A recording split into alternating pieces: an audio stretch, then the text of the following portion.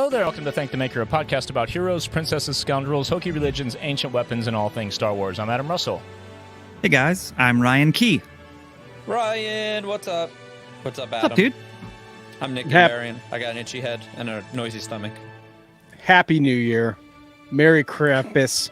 Whatever you celebrate. It's Mike Forster. Hey, what's up, Dad? You're back. Man? You're back. Congrats, Ryan. Thanks, man. The Dadalorian. Ryan. I've been busy dadding. That's for sure. You're 2 weeks in. How are things? Old diaper hands Key.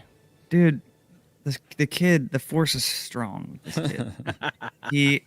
Last night we put him down at about 7:50, and he woke up for the first time at 11:45. He's 2 weeks old. He sleeps for like 4-hour stretches at night. Great. Crazy. Hey, Crazy. Can I point out a thing / ask two dads now? Sure. Something I noticed that I think is so funny, and tell me why this is a thing.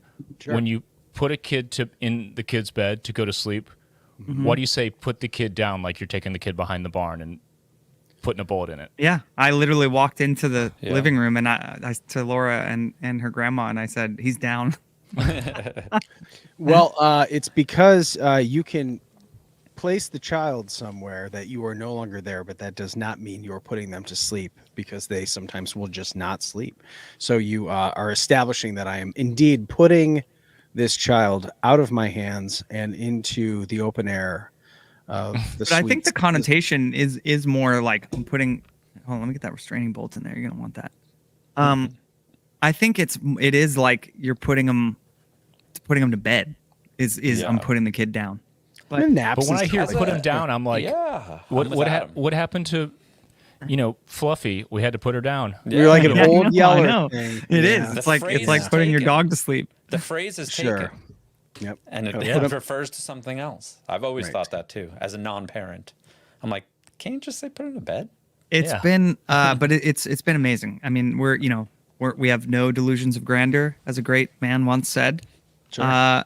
About someday we're gonna have a bad day. It's coming. But so far, dude, like everything we've had to do, he had a really bad tongue tie. Yeah. And like he had it in his cheeks and both his lips too. It was really bad. Yep. And he got it from me. I showed mine to the doctor and he was like, "Dude, you should have surgery now." And I was like, "I'm a singer." And he's like, "Oh, don't do that then. You might not. It might change everything about how your mouth works, But he looked at it and he was like, he like almost jumped back at like, how could it be that bad at your age? What Godzilla's going on there? But they were like, "Man, just be ready, 4 hours from now." And then for the next like 24 to 48, he's going to be really fussy and trying to figure out his mouth nope. He slept. He slept. I mean, they did the surgery, like the laser surgery, and then he just fell asleep. And then he's a legend. Wow. He's a legend. Lasers. Yeah. That's awesome. We're having fun. That's great. Well, and now you get to podcast with us. Talk about Star Wars. Shout out to if you're watching. Shout out to Heroes and Villains for my holiday swag bag they sent me. Very nice. Yeah, and my Boba sweatshirt right here. Look at that. Look at you guys with all your new stuff. Fett. Mm-hmm. Wow. It's all large and baggy, like the youngins are wearing these days too. So I know, man, and it's back. It's back. I want to get some mall pants. Anyone else call them mall pants? Mall pants? What is that? Yeah, Jinkos.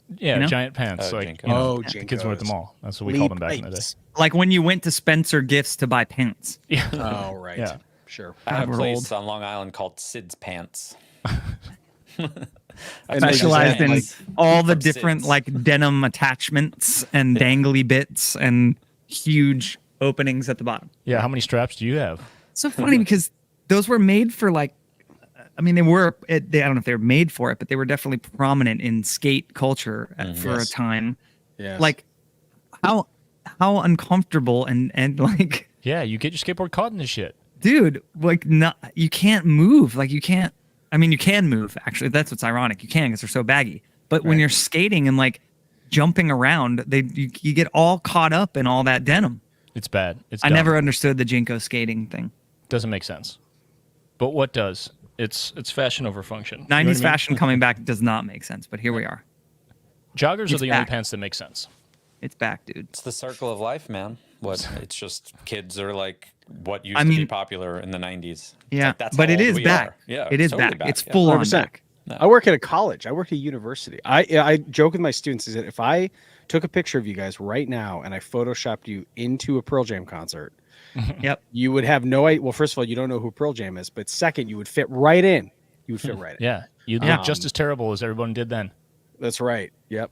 You guys would just. Does that mean that we're?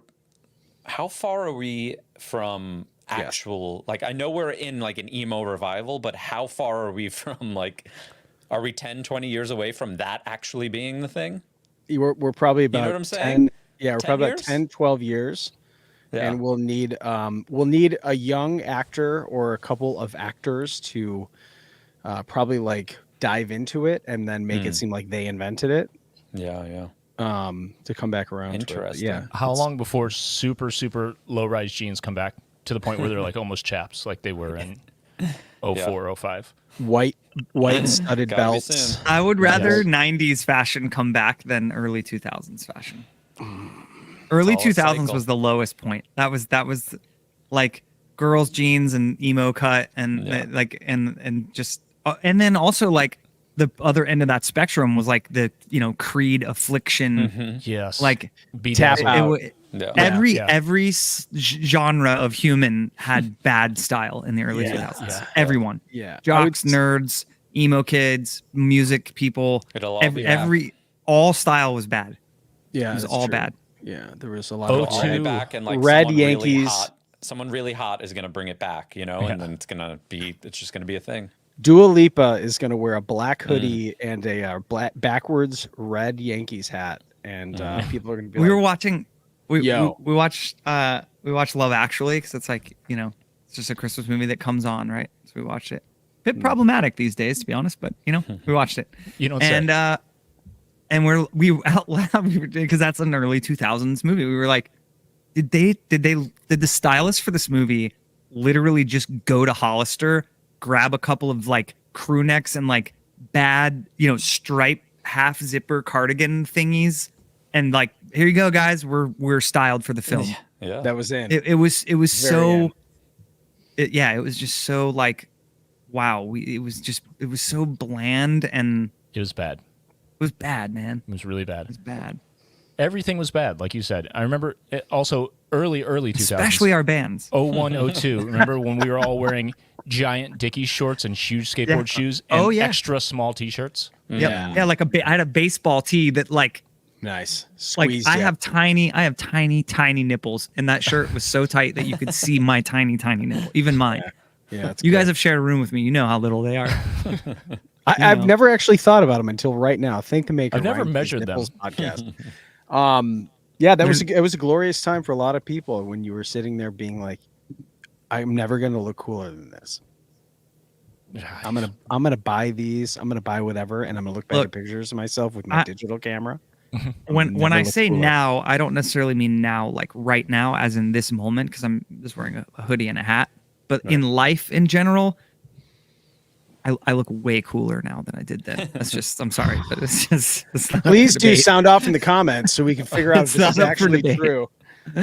It's just not up for debate. We all do. We all look. We look better. You figure it out when you're a grown up. Like there's a sweet spot. We're all gonna look terrible in like 10 years, but you figure it out in like your 30s and 40s, or at least I don't know. I feel like we have, where you're comfortable and you're not wearing anything too over the top. You're making more intelligent choices, and you're not trying to fit in anymore. Because when you try to fit in, you put on stuff that isn't flattering. That's just like, well, I have to wear this. I'm definitely more. I know we need to get into Star Wars. I'm more confident wearing stuff that is a little bit more, a little bit extra, a little bit outside of the box of what I ever would have worn before this current chapter of my life. And I don't know why that is, but there's clothes are cool when you feel good in your clothes. Like when you wear something and you're like, all right, this is a fit. It's a vibe. Big Willie style. You just Shout out gotta to go. Roosevelt. You just gotta follow my footsteps, everybody, and go Big Willie style. Big Willie style. I do like it. No fear. Should Speaking we, of the 90s, no fear. Should we talk about podcasts? Should we talk about Star Wars? Should we talk Let's about talk about Star Wars. a Let's not year talk in about a review? podcast. Oh, right. Let's talk about Jinkos? You want to Yeah, we were going to be under an hour, but we spent 20 minutes talking about fucking Jinkos. It's all right. We'll just talk about Star Wars for 11 minutes and we'll go. All right, let's talk about 2023. Until next time. Mike said Happy New Year, but don't get ahead of yourself, bro. It's not 2024 yet. Yeah, man. December 27th at the time of this recording. 2023 was a pretty solid year for Star Wars content. You think? I think it's easy to get to get to a place where we take for granted this golden age of television. Although we haven't gotten any films with Star Wars, we've gotten more content than we ever did in any year ever. Second year in a row. I looked back at 2022 and I was like, damn, that was a lot. Did we get hosed a little bit this year? But we didn't. I don't know. That's my take. 2024 is the year of the hosing. We're not going to get nearly enough. It's looking a little light, but we also have to take into account the strikes. That threw a wrench in some things. 2022. Let's just look back to compare. We got the Book of Boba Fett, the Obi-Wan Kenobi series, Andor, the Light and Magic documentary, and Tales of the Jedi. 5 solid pieces. Pretty strong. 2023, though, we got the Bad Batch Season 2, we got the Mandalorian Season 3, Visions Volume 2, Ahsoka, and Young Jedi Adventures, which is great for kids. I still haven't watched it. It looks great. It's very fun. Okay. It's very fun. They're still dropping new episodes. Let's just run down the timeline because it's been a minute. It was pretty front loaded. The year was pretty front loaded. So January 4th, right out of the gate, we got Bad Batch Season 2. That ran until March 29th, 16 episodes.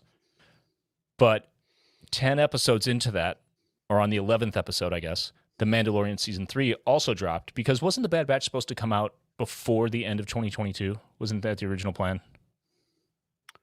I thought so, but and then they ended up running concurrently because of the pushback or whatever. Yeah, it makes sense. I'm not sure. I'm sure we could figure that out, but yeah, Bad Batch dropped 2 episodes on the premiere, right? Or was it a long premiere again? I can't remember. I think they did 2. 2 episodes. Yeah, 2. Yeah. Yep. So the Mandalorian dropped on March 1st, and that's when it switched to Wednesday, right? Because the whole thing got changed up on us. We switched to the Wednesday format. So 8 episodes of that ran until April 19th. Then we got, on the same day, Visions Volume 2 and Young Jedi Adventures. 7-episode drop on May the 4th, and then all 9 episodes of Visions Volume 2, which was awesome. Not as common with Disney. Yep. It wasn't until August 22nd, more than 3 months later, that we got Ahsoka. That ran for 8 episodes until October 3rd. And we haven't had anything since. Yeah, we know. Not too different from last year. We did finish up a little earlier in the year. I mean, I guess with the holidays, I don't know. I don't remember. Last year is, the 70s. Didn't we? I thought we also got we also got some Lego stuff last year. We got a new. Yeah. Didn't we get a Lego special? So I mean, Lego there were Christmas definitely special, yeah. There were definitely other things that I feel like we're missing this year. And I think too, when you think about it, the strike happened all the way through Ahsoka. So like in regards of the excitement for it, which usually, that when you want to go see how much importance a press tour plays, or the role that social media plays in promoting shows and projects now, every single actor, everybody who is standing with SAG, no one promoted it from an official standpoint. You're talking Rosario Dawson with 1 million followers or whatever, just straight up was like, hope you guys are good. Anything anything cool happening lately? And it kind of goes to show, like, for a lot of people, for fans to interact with the actors and have them, get retweeted or whatever that is, like, it did feel like it ended. And then it was kind of, we're like, oh, it's kind of Star Wars for the year. It felt like the day after Christmas, or like New Year's, January 2nd. Like this purgatory between these two holidays. Absolutely. Yeah. It's the post about Andor not coming in 24 was brutal. rough. But does You know that what I mean? does that mean though that it's going to be like, I got to imagine they're sitting here going, it sucks, but like it wasn't ready. Well, No. What do you mean? Like they're not going to filming. make it? No. It I'm was- saying it was- some of it was for reshoots, some of it was to continue filming, all of that kind of stuff. So it's like, to me, knowing that you have the same Bob Iger that was behind Disney that rushed the end to get to Rise of Skywalker out in the theaters. We know that production was incredibly rushed to get that out there to be able to hit it every Christmas. It shows maybe a little bit of being like, Tony Gilroy has a little bit more push to say, sure, we know that you would probably want it to come out in spring or in summer, Yeah, but it's not ready.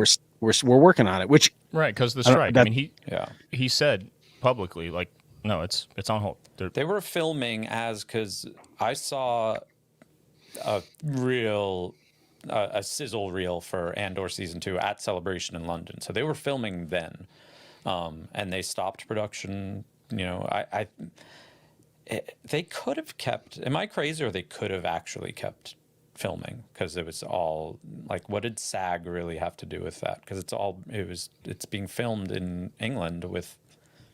Like, who's American in that cast? Like, who's SAG? I feel like it was in solidarity, but I actually think they could have kept filming. Well, all of those actors are SAG actors. Yeah. Whether or not they're in the United States, and it's a SAG production. production. Yeah. So I don't know. Either way, they must have been pretty far off, but not done, like, by any means. With It's just such a long time to wait. It is. It's terrible.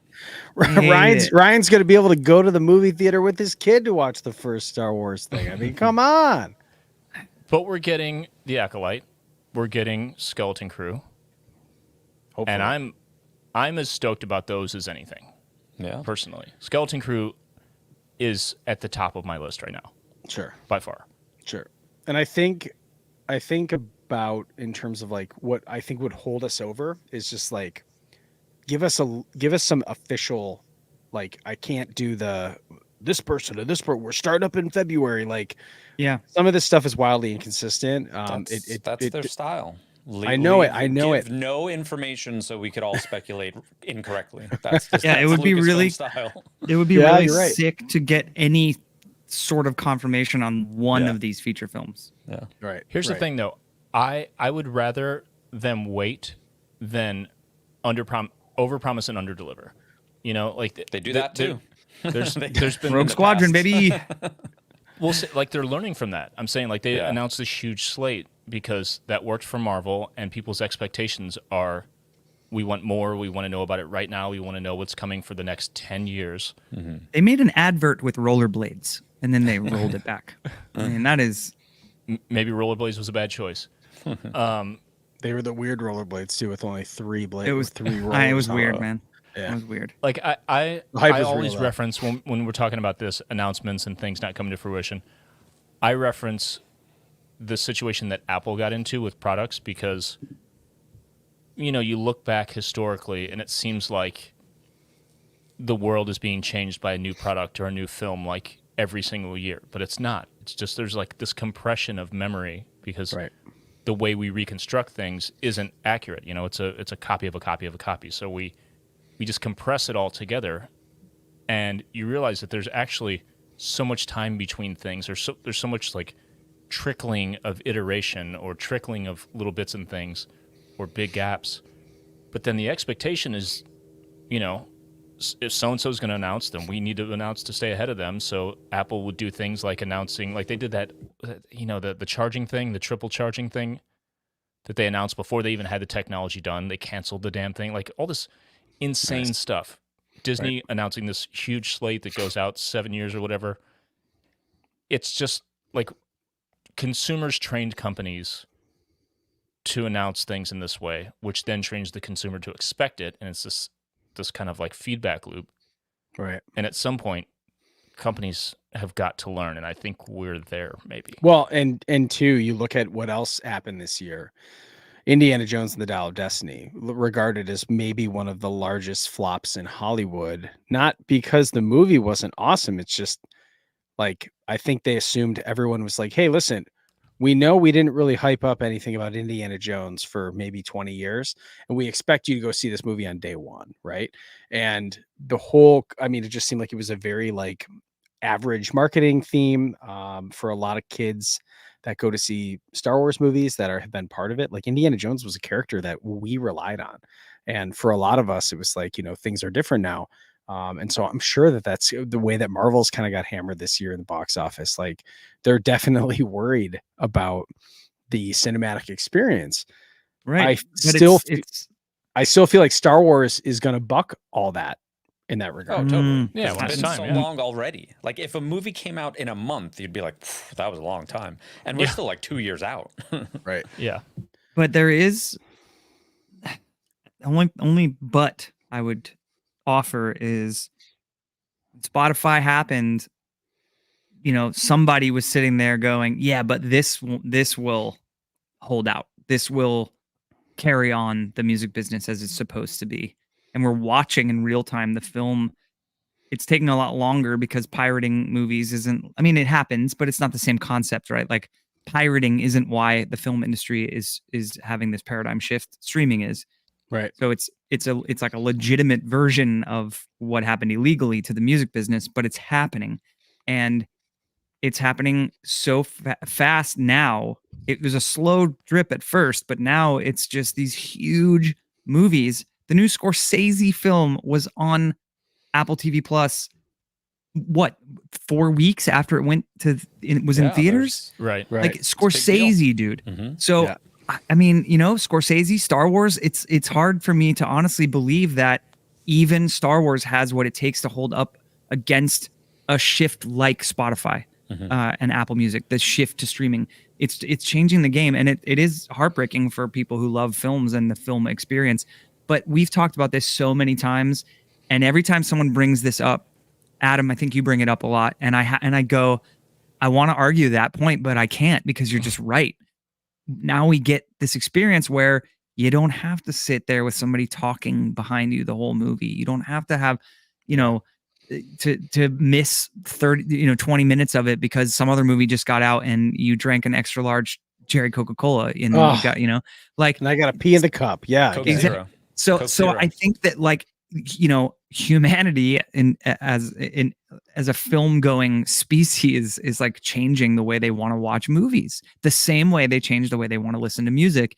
And I don't know that Star Wars even has the staying power or I don't know what the right word would be, but the ability to overcome that. And I think the one thing is having all this lead time, to get ahead of it, to not have another Solo, which they, what did it making $100 million or $200 million? That's not enough profit. So, but like Indiana to get Jones ahead of it in a less. way that like, okay, we're going to make these films, these feature films. We're not going to stop making feature films, but we're going to figure out a way through Disney Plus to offer an incredible film watching experience for fans that doesn't have to rely on the prop. Because if they're going to rely on box office profit for these movies going forward, especially if they're 2 or 3 years out, like if the first one is 2 years away, who knows what the movie going experience is going to be like in 2 years?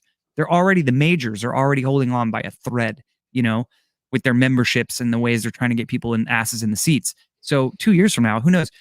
I just think that I want to hope and believe that they're smart and they see this happening, unlike the major labels.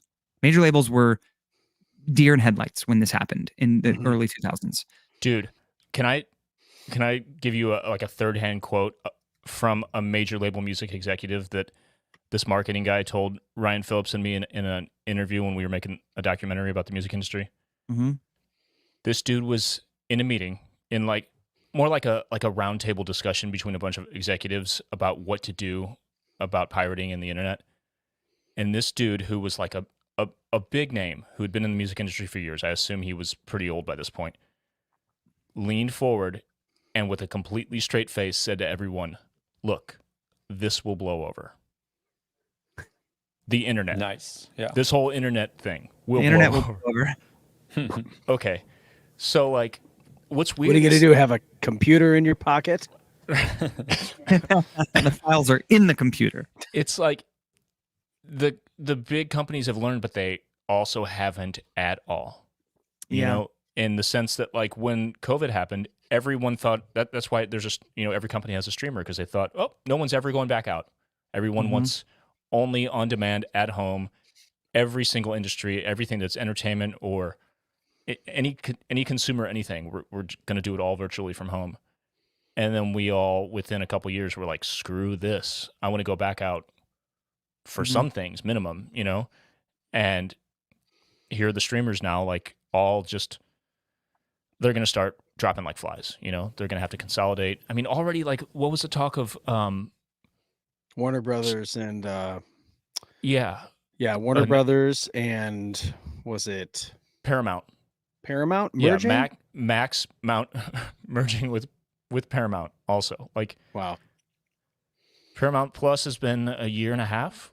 Yeah, maybe there's going to be 2 companies that will exist in 5 years. Disney. Yeah, Peacock's not going to last. Like, Hulu is majority owned, or now fully, by Disney, right? Yeah. Yep. It's like, so everyone's now digging out of this. So who knows what it's going to be, because it's not just about what they're projecting is going to work best for their new releases. It's like, what the hell are we going to do with our business? Well, things change so quick that it's hard to project, and it's really, I feel like a lot of these big streamers, which are obviously owned by bigger production companies, are actually cannibalizing themselves, because in order to keep streaming numbers a certain way, they put their movies that were out in theaters on the streamers quicker. So you don't have to go see a movie when it comes out unless you're a super fan, because if you're a casual fan, which 90% of people are casual fans about everything, you just wait a month and it's on. Yeah, dude, it's the epitome of the instant gratification, culture that we live in now. That they don't have a choice; they have to do what you just said, Nick. But by doing that, it's the worst thing they could do. So it's dark, man. What's weird though is let's talk about stuff we like, please, because this shit bums me out, man. Last thing I'll say, it is a legitimate tactic or like business practice to operate under the idea that if you don't cannibalize your own stuff, someone else is going to eat your lunch. Right. So like Apple took that approach with the iPod, the iPhone replacing it. Like if we don't kill it ourselves, someone else is going to replace it. I know I keep referencing Apple, but I worked there for 7 years. I was a fanboy before that.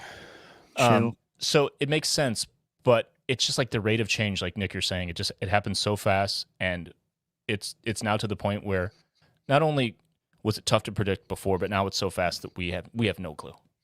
None of us have any clue. We're passing the knee curve of the. Isn't it so weird though? I have this thought, which I don't know how to necessarily verbalize. Isn't it so weird that we're gonna get less or less quality, even though we all want everything? The production of it all and the financing behind the production is going to stop the product from being made, even though we all want the product. Isn't that so? It's so strange. Yeah. The rise of the fan film. It seems almost like.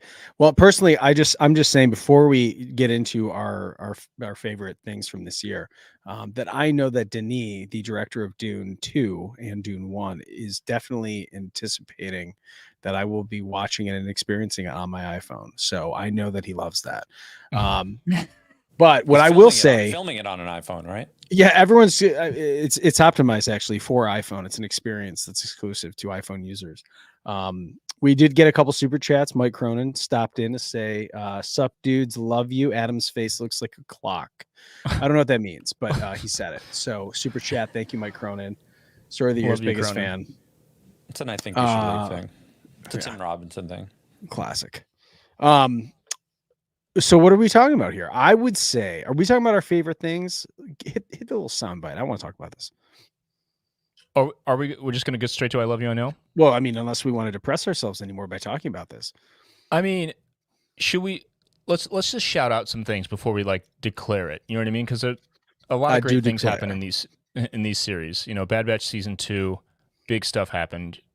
We saw all those characters mature, and we kind of crossed a threshold, I feel like, into we got a new trooper variant leading us to the true stormtroopers of the OT, you know. So we're like into this place. We're seeing like this clone rebellion. We're seeing the pot start to boil. You know, we lost a well-loved character, which was a big thing. You know, we lost Tech.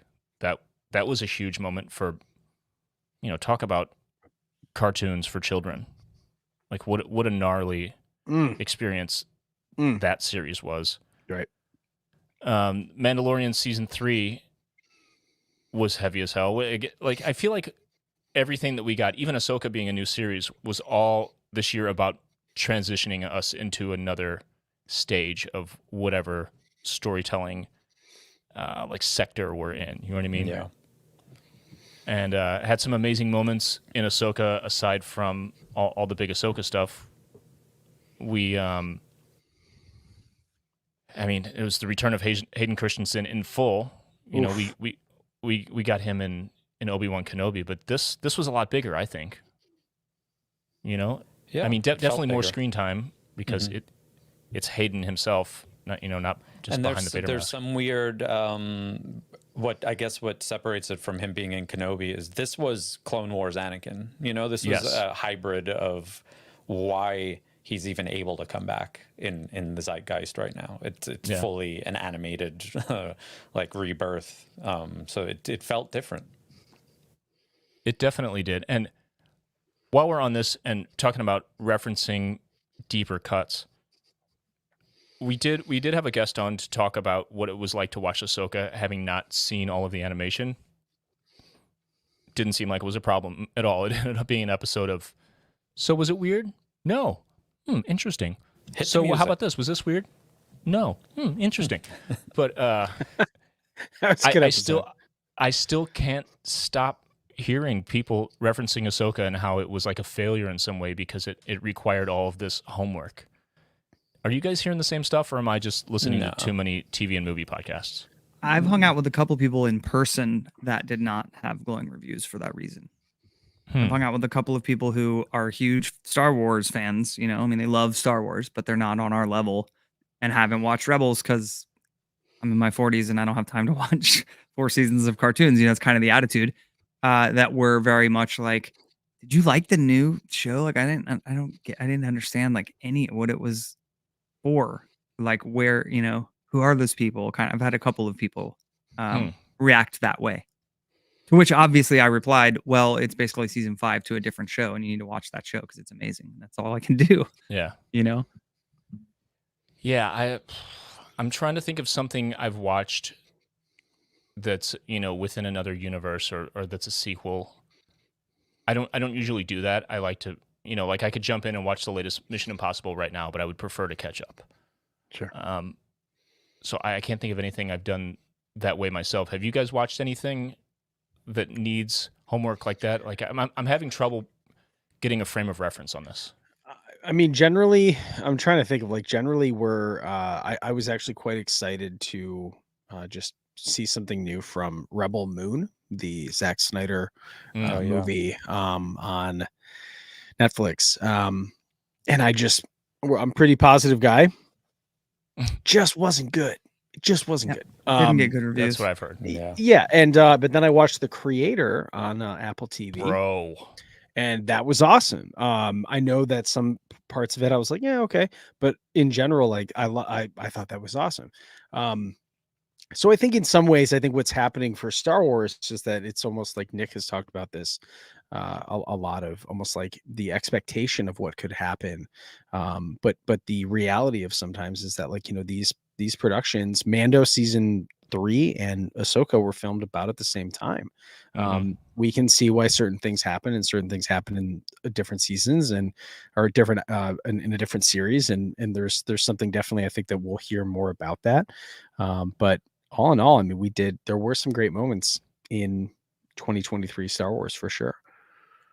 I can't think of anything as someone who's watched everything that went, you know, that was as bold and confident in presenting itself, you know, needing all this backstory that people don't have, people haven't watched. Right. To a As new far as- audience, new general audience. Something that is that, under the umbrella of the greatest pop culture phenomenon of all time in Star Wars, right? We can kind of agree that there's not really any other franchise that is as, globally overwhelming as Star Wars.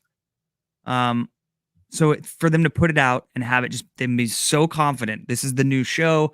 We spent hundreds of millions of dollars on this. We're casting these incredible talents, in the lead roles, and we're bringing Hayden Christensen back. We're doing all this stuff, but it's amazing, and the show was freaking amazing. Some of my favorite Star Wars of all time, no question. But it doesn't really stand on its own if you really think about it. Like, it's so dramatically enriched by Rebels. So I can't say that it doesn't stand on its own, because I don't really know, because I've seen Rebels. But I think the fact that I have seen Rebels, it makes it hard for me to imagine, someone like a friend of mine who mentioned they weren't really feeling it, watching that show and not having that backstory and that information.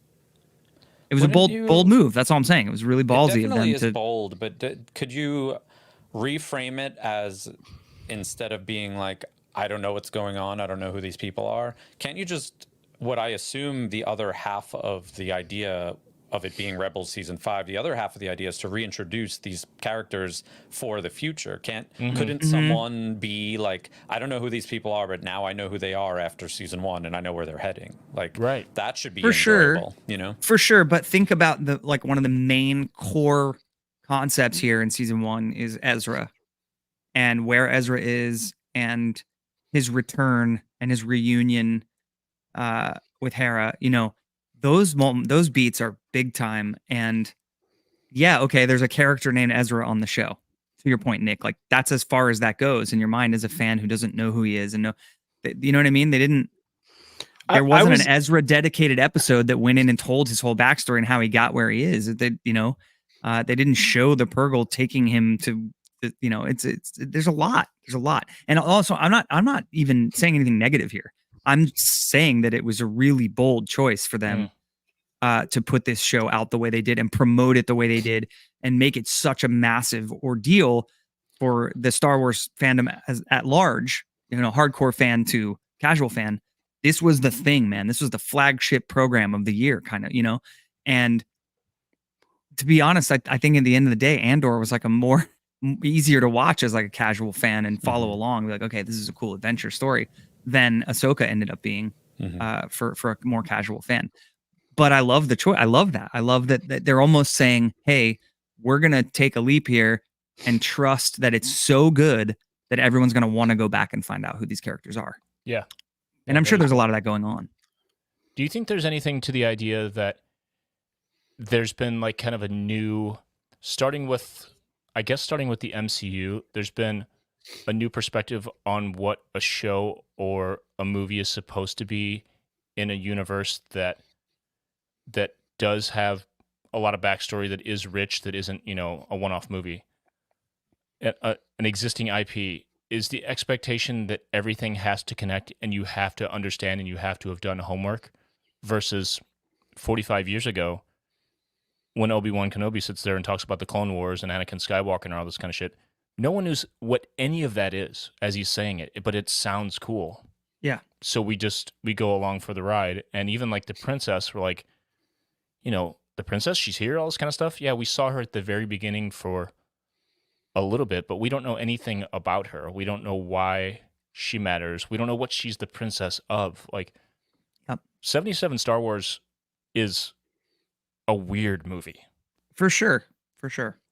But we were all, we weren't alive, but the larger we were along for the ride because it was just so cool. But I think expectations are just different now. It's like, wait a minute, what am I supposed to know? What research am I supposed to have done on the internet, or what 9 other things am I supposed to have watched? Is it just like an expectation thing? Go ahead, Mike.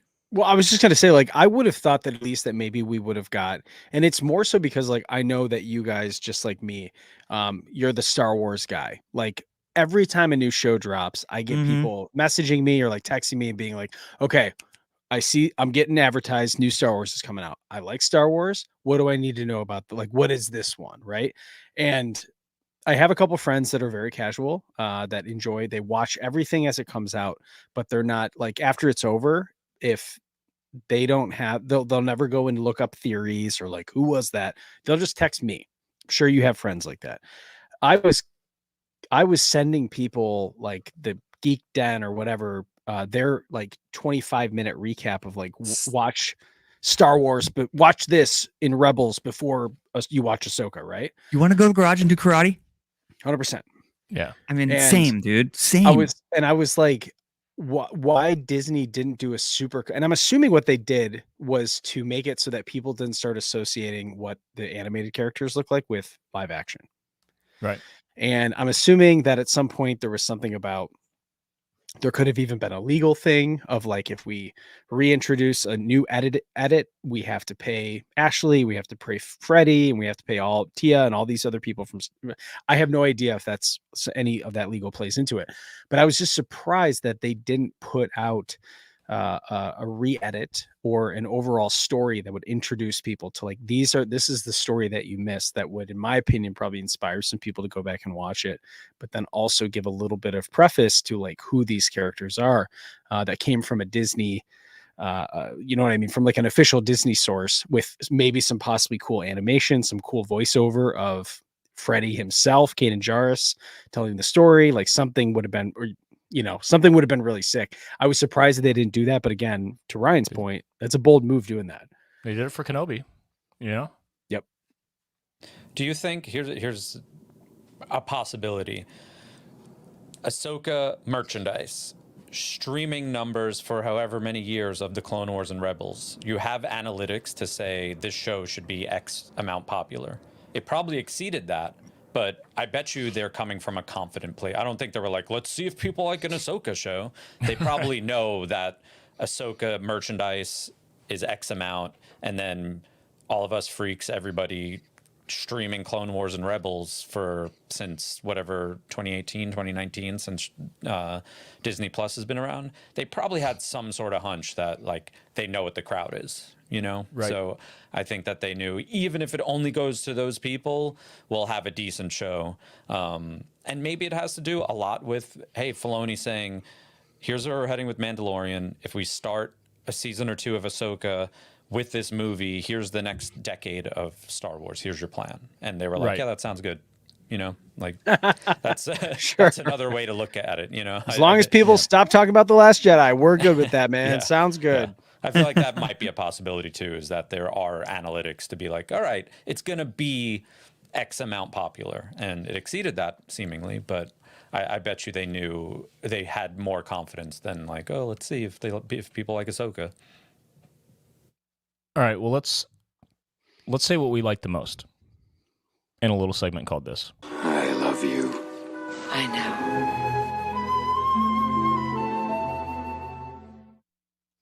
We're going to break this up because there's a lot.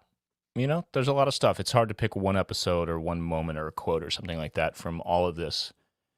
And since there's only 4 of us, I thought it'd be cool to split it between animation and live action. So we'll each pick our favorite animated episode, our favorite live action.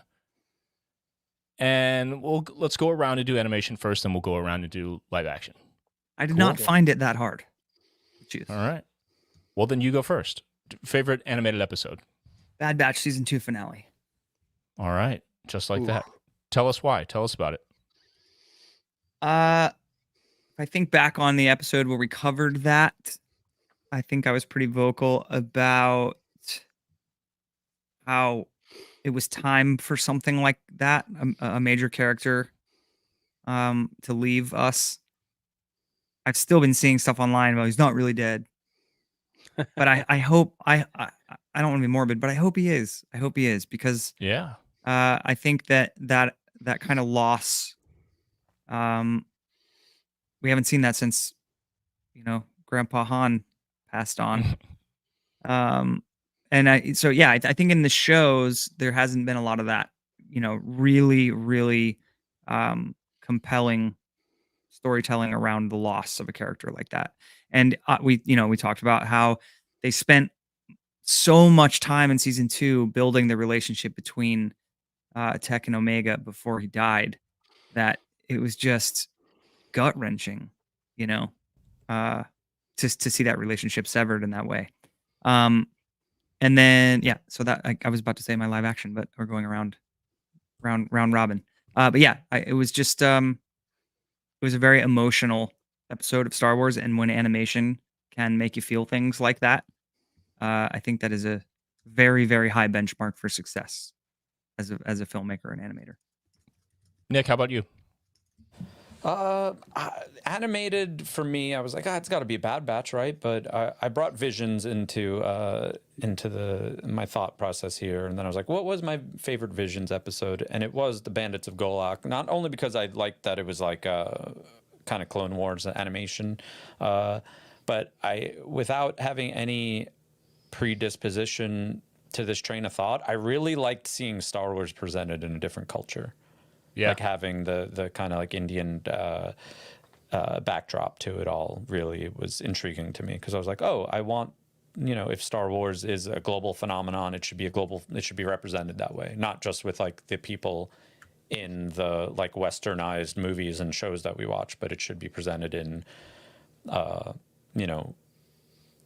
as in like it's hard to explain, like it's obviously in a galaxy far, far away, but this is a version that took place in India. It was pretty interesting, and I just thought the story was cool too. So I really dug that one. Yeah, that one was great on all levels. Mike, what was your favorite animated episode? Yeah, I'm gonna have to go ahead and agree with Ryan Key here. That the finale of seeing the Bad Batch finally. They had tech set up. I have words.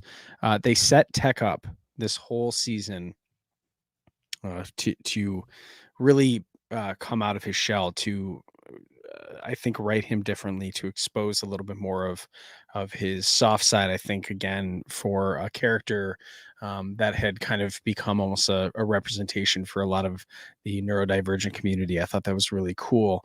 And to see him be the one that makes the sacrifice to be able to save the Bad Batch and do it in a way that is so him, right? That wasn't anything outside of what he would normally do. It wasn't some, it wasn't it was an incredibly heroic event, but it was done the way that Tech would have done it. I thought that was amazing. This whole season of Bad Batch, I think, looking back on it, I'd probably like to rewatch it over this break, just because I think it gets me excited for what's coming next. But this was I think at times, like, we had some of our, our more chill episodes that made us start to go like, what's going on with this show? But when you look back on it, I'm just reading some highlights from this season. I'm like, there were some amazing Bad Batch episodes in season 2. But I think the one that takes the cake, I'm with Ryan on this one. Tech saving the Bad Batch is such a moment. And I agree. I hope that sacrifice maintains. It was a sacrifice, and if there's some kind of somehow Tech returned, it's just not going to be. It's not going to be good. It's not going to hold the same weight. And close up maybe to Crosshair's episode too, like out in the cold. I'm loving. I'm thinking back of that. I almost would have said that, but I don't think it can overtake the emotional weight of Tech. But Crosshair realizing that he was literally just another cog in the Empire's machine, and then blasting the lieutenant or the general after. I'm like, dude, this was a very, very, very heavy season for sure. That was my favorite episode of the Bad Batch season 2, for sure, because I'm a sucker for a redemption story, and Crosshair was set up so perfectly to earn it back in the coolest way. Just everything about his personality and the way, he didn't just start feeling guilty. It was more like, F this, you know, this is bullshit. I'm not about this bullshit, Yep. I loved it. But for the sheer boldness of the choice, even though what I'm about to say is not a rewatchable episode, at all because it is so brutal emotionally. My favorite animated episode of the year was episode 2 of Vision's Screecher's Reach. Dude. Oh, that was a good one. Good. Yes. Just no happy ending. Just No, the most brutal ending. when does Star Wars just go full? Sorry, nope, no hope. Yeah. Doom, Not happy. gloom, misery. Yep. I watched the end of it today because I was trying to pull screenshots for the graphic I made for this thumbnail. Right. And since that was my favorite episode, I put a little spoiler in the graphic. I used the face of the main character. Yep. And I just kind of even skipping through, God, it was pretty rough. I got a great tear rolling down the eye, the very last look at her friends before she leaves shot. It's just like, it's kind of, it's a version of a happy little Anakin getting out of this terrible place, thinking everything's going to be cool. And in the end, he becomes this evil monster in the galaxy. So the idea of this little girl who's trapped on this shithole planet, finally she's going to get her chance to leave, and she's happy, but she's sad and she's scared. And she goes away to become a Sith. She has no idea what she's in for. Yeah. Oh my God. That's kind of the story of the Inquisitors in a lot of ways, right? Yeah. Like force sensitive, who can we corrupt? And that was kind of the thing. And I ideally it's the same kind of seduction of power and control and all of those things. And for whoever they found some of these kids, they probably didn't have that. And that is part of that seduction. I mean, Anakin Skywalker coming from basically being Watto's indentured servant, and then being told like, hey, you're special, and like, okay, sounds good. And then having someone like Palpatine be like, I know they told you were special, but do you know how special you are? And it's like, well, okay, I guess I want to know more. That was a heavy episode, man. I remember I watched that on the plane going to celebrate, or going to I think I was coming out to see you guys in LA, and I remember like that ended, and I like looked up around the plane, and I was like, is anyone else very sad right now? Wow. Does anyone else feel like the end is near? Yeah. Wow. All right, Ryan Key, how about your favorite live action episode? You guys, you want me to go first? I'm just gonna steal it. Just do it. Ahsoka, episode 5. I'm not Tell gonna us say about that it. one. That was good. You guys want to keep going? I'm gonna go now because that's it. Mic drop. The Clone Wars flashback. I don't think I've watched a single episode of a Star Wars television show yet as many times as I've watched that episode. 9.1 on IMDb. How many times do you think you've watched it? Like 5, maybe 5 or 6. I mean, that's lack all. conviction. I just remember,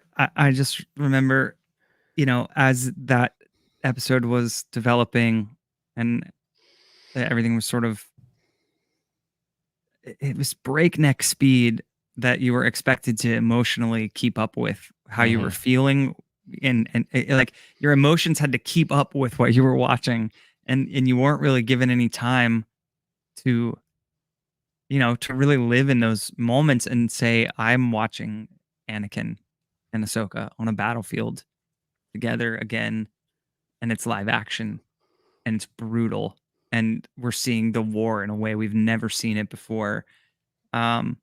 Trying to figure out, what does all this mean? We have our theories now after watching it, but in the moment, trying to think, what is Anakin? What is this? How does this fit in the world between worlds? And is it really Anakin? Is it there was just so much to it. And then, I mean, obviously the sort of most obvious thing was just getting to see Hayden Christensen live in that role. And as I think I mentioned when we did the show about that episode, that man has been through so much, man, and his life, his journey has been not an easy one. This fandom can tend to hold you down, and give their worst side to you as a performer. Yep. And Anakin is such a special and an important, legendary piece of this story, and to see him get to step back into the role, carrying the weight and all the gravity of his experience from then till now, dude, it was real. I mean, he's a completely different actor.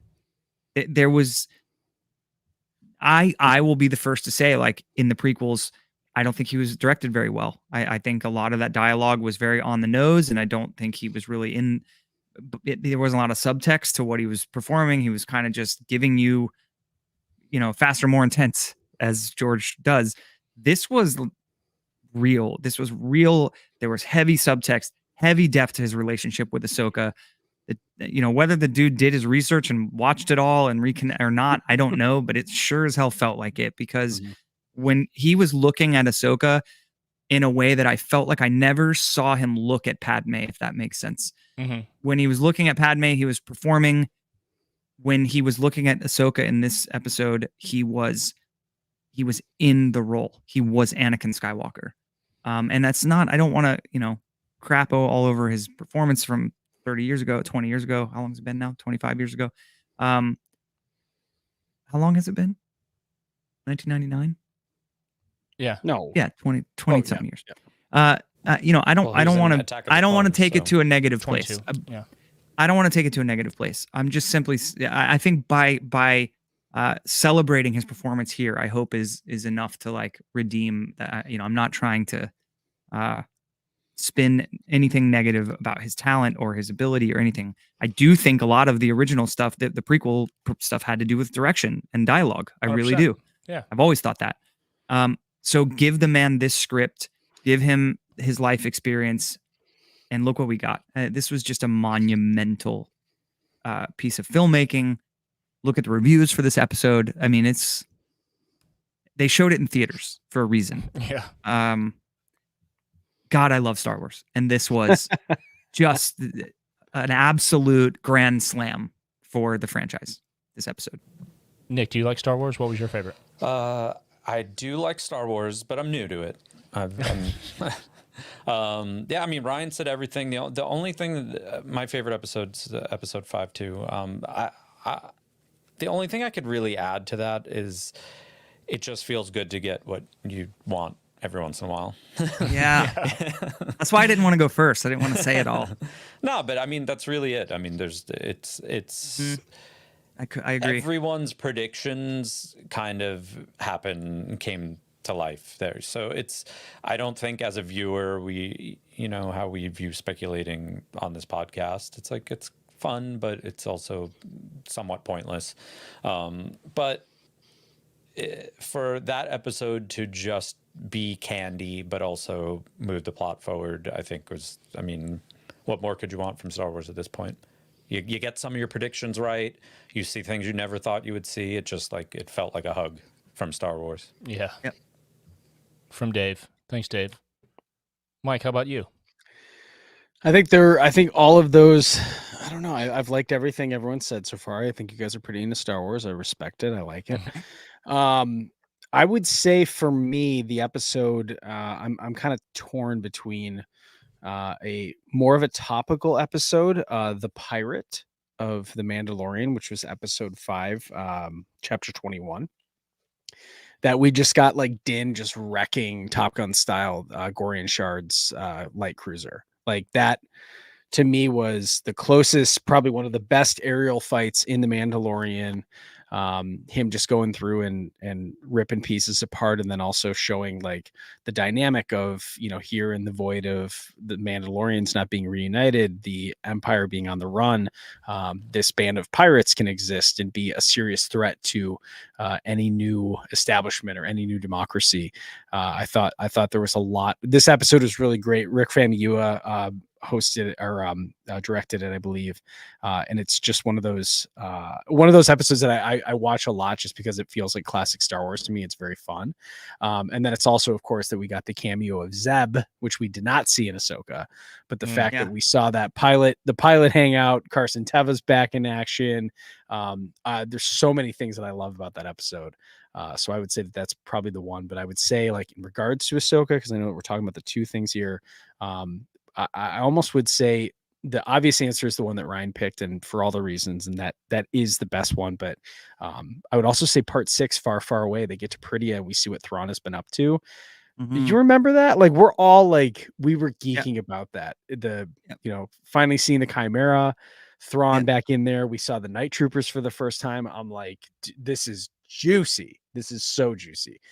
So in regards to memorable things, we saw a lot this year. I'm thinking about it now. Like, I'm gonna go back and watch Mando season 3 again. I think I have to do that. I'm gonna watch Ahsoka again. I could stand to watch Mando again.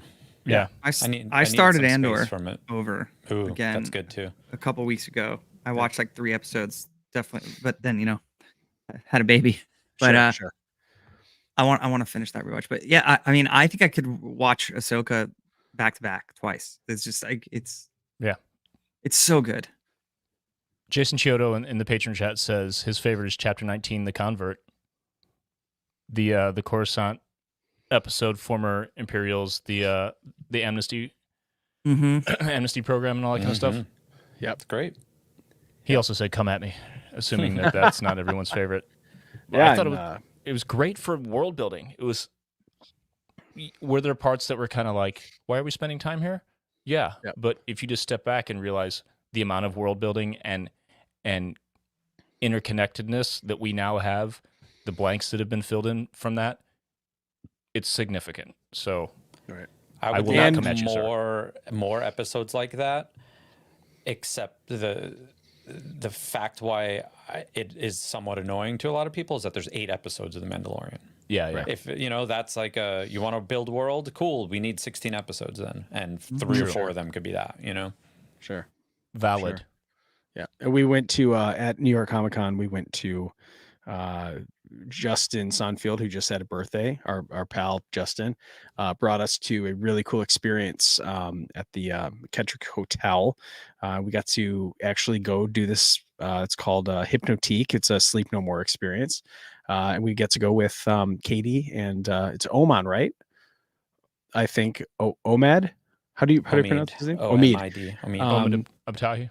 Yeah, we got to go with them to do that, and they were super they're great people. They're so nice, and I think both of them getting Katie's got this new movie coming out with co-starring Kristen Stewart. So good. It looks awesome. It looks yeah. It looks so good. So they're both fantastic people. I love their time in Star Wars. That was a great episode. I'm with Jason on that. That's a very underrated episode for sure. My favorite, and if anyone remembers our coverage or our season recap of Ahsoka, they'll know my answer. I cannot possibly overstate how significant Part 5 Shadow Warrior was with the flashback with Anakin. Sure. It was just tears the whole time. It was incredible, and I'm so glad we got it. I feel the same as you, Nick. Every once in a while, you get what you're asking for, and it is as good as you hoped. Mm-hmm. It was like a yes, do meet your heroes actually kind of moment versus the old adage. But I despite that amazing experience, when I step out and look at this as just like an objective, like film and television viewer, Part 6, Far, Far Away, the live action introduction of Thrawn, the tonal choices that were made, and that just like cracked open. It's like we were watching the earth open up and new shit come out of it that we never would have expected. It's just like a new whole shit has come to light, man. It's like it. Oh God! Like, number one, we literally went to another galaxy. Yep. And then we get all these revelations of what has happened or what we could speculate has happened, and then we speculate about what could happen, and it's all so far-reaching, and it opens so many doors. It raises so many questions, and that's the best kind of storytelling to me. More questions than answers, more mystery boxes, and I think that's the episode that I've watched the most because it was fully Star Wars, but tonally, it's like a modern version of what I imagine it would have been like to see Darth Vader and Palpatine show up on the second Death Star, where it's like, oh God, this is bigger and scarier than I ever could have imagined. You know what I mean? Mm-hmm. And I think I compared it to that in the coverage, or Empire also, when you see Vader, in a real dramatic portrayal of just how terrifying this guy really is. Everything has just been leveled up. So that's got to be it for me. And I'm not even like a huge Thrawn dude. You know what I mean? I didn't read the books. I'm not that guy. But it just blew me away. I was like, this is the best thing I've seen on television. BLUE. Because he's blue. I was going to say that when you just talk about like every once in a while you get what you want and it feels like a hug from Star Wars or whatever. Episode 5 kind of had Force Awakens vibes for me. Like because I in 2015 felt like that was a perfect film and everything that I could possibly have dreamed that it would be, coming back to theaters. So I think that's the best way to put it, man. That the whole season, the whole show felt like we were being given so much, gifted, and I can't wait for more of it. Same. Keep it coming. All right, we're gonna wrap it up. In short, 2023 was great. Better than 2022. What do you think? Andor's pretty significant. Yeah, and having to wait 3 years now. Oh, it's all right. It's like rough. we used to wait for movies. It's fine. We used to wait 3 years between Westworld seasons and stuff. Maybe it'll be early 2025. Yeah. It's so wild that it was in 2022. Nice. Andor was nice. That's not included in this year's recap. It's so long ago. One way out. All right. Mos Eisley, February 3rd, Orlando, the weekend of MegaCon. Tickets are on sale. They're selling fast. It's a bigger venue, so, you can still get tickets. They're available, but they are selling at a pace that is quite a bit faster than the past few. So get on it. It's going to be MegaCon is also, can we just say, is incredibly stacked for Star Wars guests. Oh yeah, like they just keep announcing. Holy cow! Like I'm blown away at every time they announce someone. You've got Hayden, Ewan, Paul Bettany, all of Ahsoka, pretty much the whole the whole cast of Ahsoka. I mean, it's impressive. So this is going to be a great weekend. I think I know the answer, and it's no. But have they done a Hayden and Rosario team up photo yet? Does that exist? Isn't that one of the options for Is it this time? I don't know. I know there's some kind of team up with him. I don't remember who it was. I'm sure it's Ewan and Hayden. When for the Rosario and Hayden low price becomes one. That would be dope. It's all for the low price of $425. Hey, do you think for the team up photo they would? You think Ewan McGregor would lay on the floor behind us and nope. Hayden would put two lightsabers on my neck? No, he wouldn't do any of that. Nope. Okay. Nope. We could ask him. Let's get a fake gray beard. Yeah. Make a really scared face. Right. All right. Anyway, February 3rd, Orlando, Mos Eisley, moseisley.com is the place to go to get tickets. Do it. It's going to be great. Do it.